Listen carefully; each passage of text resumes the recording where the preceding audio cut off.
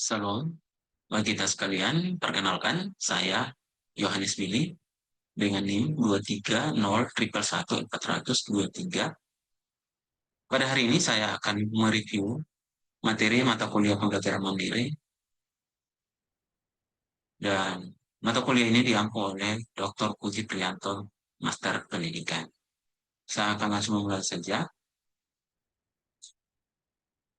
Nah, belajar mandiri itu sendiri ada 3 level, yaitu pada level pertama biasa disebut dengan pedagogik, dan level kedua disebut dengan andragogik, dan level ketiga itu pedagogi. Nah, di setiap level ini, siswa memiliki peran yang sangat penting. Tetapi peranannya itu semakin rendah levelnya, maka peranannya semakin kecil. Artinya peranan orang luar untuk mencapai tujuan pembelajarnya itu sangat diperlukan. Tapi semakin dia berada pada puncak kedewasaan belajar, maka peranan orang-orang sekitarnya tidak terlalu dibutuhkan karena dia sudah masuk pada lini, dia mampu mengontrol apa yang dia pelajari dan tujuan apa dia belajar. Nah, kita akan lihat satu persatu dari ketiga ini level kemandirian belajar seseorang. Nah, pada level pedagogik. Pedagogik itu berasal dari kata Yunani, yaitu pradeo. Geo yang meliputi pais genetik, paios yang berarti anak-anak, dan agogok yang berarti kepemimpinan. Sehingga secara harafiah, pedagogik berarti memimpin anak-anak. Siapa sih yang memimpin anak-anak di sini? Maka ada seorang tutor atau guru yang memimpin anak-anak ini untuk mencapai tujuan belajar mereka. Menurut Sudarman Ganim, apa saja sih yang meliputi dalam memimpin anak ini untuk mencapai tujuan belajarnya? Ada pengajaran, yaitu pengajaran yang merupakan teknik dan metode kerja guru dalam mentransformasikan konten pengetahuan. Di dalam mentransformasikan konten pengetahuan, maka dia juga merangsang, mengawasi, dan memfasilitasi bagaimana mengembangkan siswa untuk mencapai tujuan pembelajarannya. Artinya apa? Guru di sini menjadi sentral utama dalam siswa mencapai tujuan belajarnya. Pada level andragogi, kita akan lihat pada level andragogi. Bagaimana sih pada level andragogi kemandirian seseorang?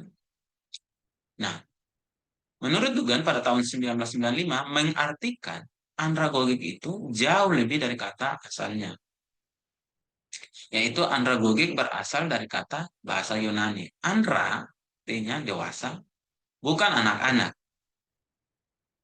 Sesuai dengan istilahnya, andragogik mengacu pada ilmu yang mempelajari bagaimana orang lanjut usia belajar. Sedangkan di sini kontrolnya terhadap orang itu sendiri, kontrol individu itu sangat dibutuhkan karena dia dianggap sebagai orang yang belajar pada orang dewasa, di mana pembelajar dewasa ini dapat dikategorikan ketika dia mampu mengontrol dan dapat memotivasi dirinya untuk mencapai tujuan belajarnya. Menurut Bucket dan Himstra mengatakan bahwa sebagai self learning itu diartikan sebagai suatu proses belajar yang di dalamnya individu mampu menerapkan faktor-faktor yang mengontrol pembelajaran mereka sendiri dan karakteristik pembelajar, termasuk edukasi diri dan motivasi diri. Dan dia mampu memotivasi dirinya sendiri dalam belajar. Tujuan apa untuk memotivasi dirinya ketika dia mengevaluasi hasil belajarnya, apakah hasil belajarnya tercapai atau tidak, maka dia harus mampu memotivasi dirinya dan mengevaluasi dirinya untuk menetapkan strategi-strategi untuk mencapai tujuan belajar yang diharapkan. Sekarang kita lihat ada gambar ini. Di sini ada pedagogi dan andragogi. Kita bisa lihat bahwa pada level pedagogi ini peran guru sangat penting untuk siswa ini mencapai tujuan belajar mereka. Artinya apa? Ketika guru mengajar, maka pembelajaran yang disampaikan oleh guru mentransfer pengetahuan itu sesuai dengan apa yang dibutuhkan oleh siswa. Sehingga perlu diperhatikan bahwa ketika seorang guru atau pemimpin sebelum menyampaikan materi, maka dia harus mengidentifikasi karakteristik kebutuhan siswanya. Sehingga ketika dia memberikan informasi atau pengetahuan, ya sesuai dengan apa yang dibutuhkan oleh siswa. Sedangkan andragogi, dia sudah mampu memilah apa sih yang dibutuhkan dalam belajar ini, dan dia sudah mampu menerapkan, mengontrol dirinya, memotivasi dirinya, dan lain sebagainya sebagai seorang pembelajar.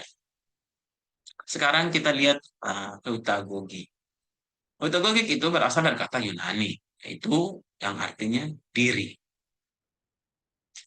Didefinisikan oleh Hasse dan Kenyon pada tahun 2000 sebagai studi tentang pembelajaran yang menentukan nasibnya sendiri.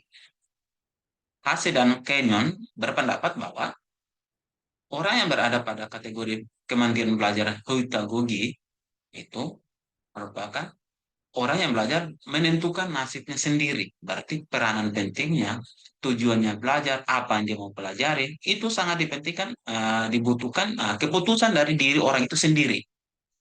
Di mana pedagogi itu menerapkan pendekatan holistik dalam mengembangkan kemampuan siswa, di mana pembelajaran merupakan proses aktif dan proaktif, dan siswa merupakan agen utama. Kalau pada kalau pada pedagogik itu gurunya sebagai agen utama, sedangkan pada pedagogik ini siswa sudah menjadi agen utamanya.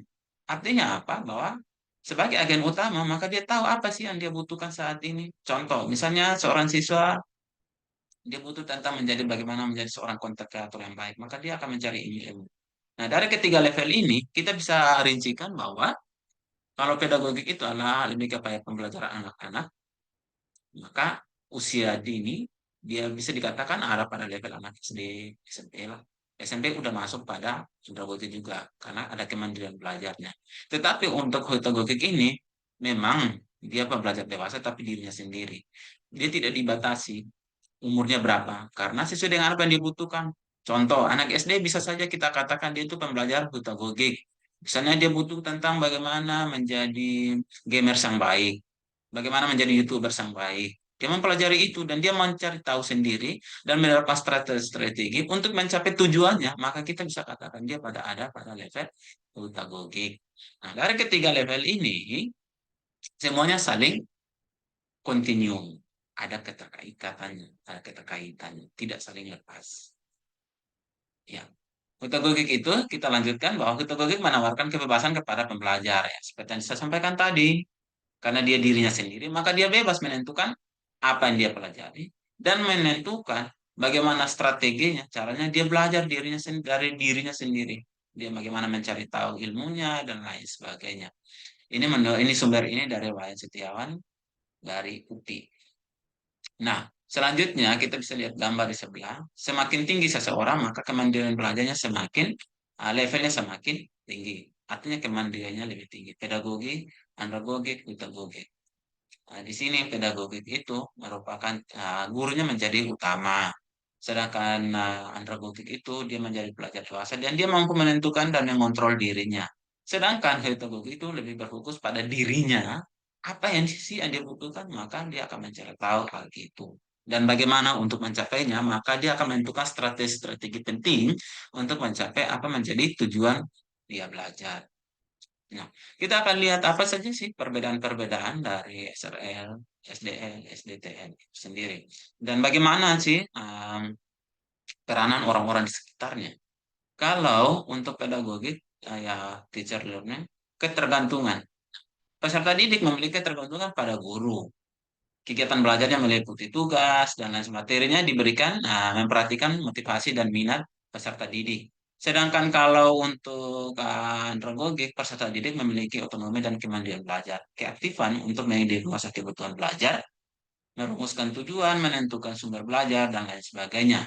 Sedangkan pada pedagogik, peserta didik terlibat proaktif. Dia mampu mencari masalah, mencari solusi, dan dia menjadi subjek utama dalam belajar. Kalau pada pedagogi itu kan guru menjadi subjek utamanya. Dan alasan apa sih menjadi alasan dia belajar? Ya, kalau untuk pedagogi karena dipengaruhi oleh guru, ada keluarga, sesama, dan lain sebagainya. Sedangkan kalau level yang kedua itu dipengaruhi oleh kebutuhannya. Ya, dan peserta didik tetap membutuhkan pedoman juga, tetapi dia belajar karena ada kebutuhan untuk menguasai pengetahuan. Sedangkan untuk pedagogik, alasan dia belajar itu adalah lahir dari dirinya sendiri dan inisiatif serta didik itu sendiri sesuai dengan kebutuhan dan masalah yang dia hadapi. Seperti yang saya sampaikan tadi, misalnya menjadi konten kreator atau YouTuber dan lain sebagainya. Sedangkan fokus belajarnya sih apa? Kalau pada Pedagogik fokus belajar adalah mengarahkan serta didik untuk mencapai tujuan belajarnya. Tujuan belajar tidak bersifat goal free karena terikat pada tujuan kurikulum. Sedangkan peserta didik mengatur proses belajar meliputi motivasi, proses kognisi, dan lain sebagainya. Sedangkan pada andragogi itu fokus belajarnya adalah tertuju pada pencapaian tujuan belajar yang dibuat oleh guru bersama peserta didik. Berarti ada kesepakatan antara guru dan siswa sehingga ada kerjasama. Apa sih yang kita akan capai dalam pembelajaran kita? Inisiatif kreativitas peserta didik. Karena siswa dilibatkan, maka tentu untuk mencapai tujuan pelajaran itu, maka ada kreativitasnya. Pengelolaan kegiatan belajar tidak terbatas pada lingkungan sekolah saja, tetapi bisa di luar lingkup sekolah. Kalau pada metodologi bagaimana fokus belajarnya adalah berpusat pada seluruhnya pada berpusat pada belajar itu sendiri. Peserta didik menentukan sendiri tujuan belajarnya. Peserta didik merefleksikan proses pembelajarannya, berpikir dan bersikap kritis menentukan masalah dan memecahkan masalah.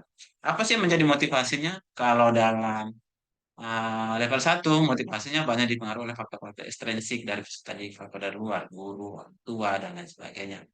Sedangkan apa sih kalau untuk Anda gogik dorongan internal dalam dirinya, kebutuhan dan keinginan peserta didik untuk berhadapan dengan tantangan dalam pembelajaran. Sedangkan kalau untuk pedagogik ya motivasi dari internalnya, dari dalam dirinya sendiri dan inisiatifnya, rasa percaya dirinya akan kemampuan peserta didik untuk mengambil tindakan yang efektif.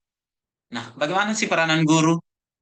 Nah, peran guru ini kalau untuk pada level satu membantu peserta didik mendesain proses belajar, menyediakan sumber belajar dan tujuan yang harus dicapai peserta didik, dan mengontrol pembelajaran dan tanggung jawab. Tutor dan mentornya, ya kalau untuk undergrad itu dan mentornya memfasilitasi peserta didik. Guru membantu peserta didik untuk mengembangkan kapasitas dan menjadi mandiri dalam belajar. Guru menetapkan tujuan dan kurikulum berdasarkan input dari peserta didik. Berarti siswa punya ruang untuk bisa berdiskusi dengan guru, apa sih yang menjadi tujuan mereka belajar. Nah, kalau untuk pedagogik, fasilitator mempelajari pembelajaran dengan memberikan bimbingan dan sumber-sumber belajar. Lebih kayak diklat-diklat, atau pelatihan-pelatihan dengan kompetensi tertentu. Nah, ini mungkin jangka panjang, jangka apanya untuk mencapai tujuannya tidak terlalu lama karena seperti diklat sesuai dengan apa yang mereka butuhkan saat ini. Peserta didik juga menentukan materi sendiri dan metode yang dipakai. Ya. Peranan peserta didik sangat penting di sini. Fasilitator dalam memfasilitasi pembelajaran dengan memberikan bimbingan dan sumber-sumber belajar yang dibutuhkan.